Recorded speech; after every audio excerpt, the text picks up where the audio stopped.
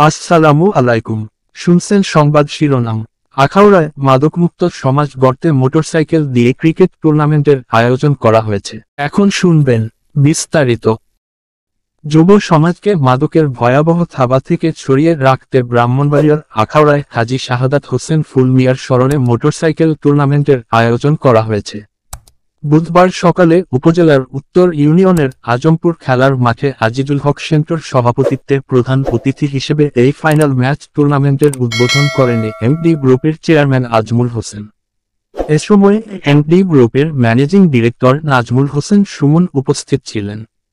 এ সময় বক্তারা ও আয়োজক কমিটি বলেন, খেলাধুলা মাদকমুক্ত সমাজ গড়তে স্বয়ং শক্তি হিসেবে কাজ করে। তাই উন্নত জাতি ও মাদকমুক্ত সমাজ গঠনে খেলাধুলার বিকল্প নেই। ক্রিকেট খেলার মাধ্যমে বাংলাদেশ আজ সারা বিশ্বে পরিচিতি লাভ করেছে। আমাদের সোনার ছেলেরা ক্রিকেটের মাধ্যমে বাংলাদেশকে সম্মানিত করেছে। খেলাধুলা মানবিক মূল্যবোধ ও মেধা বিকাশের অন্যতম মাধ্যম। তাই সব শ্রেণীর পেশার মানুষকে খেলাধুলার মান উন্নয়নে এগিয়ে আসতে হবে। শিক্ষার্থীদের লেখাপড়ার পাশাপাশি খেলাধুলারও সুযোগ দিতে হবে। তবেই আগামী দিনে আমরা সুস্থ ও মেধাবী সম্পন্ন জাতি উপহার পাব। ব্রাহ্মণবাড়িয়া 24.নিউজ।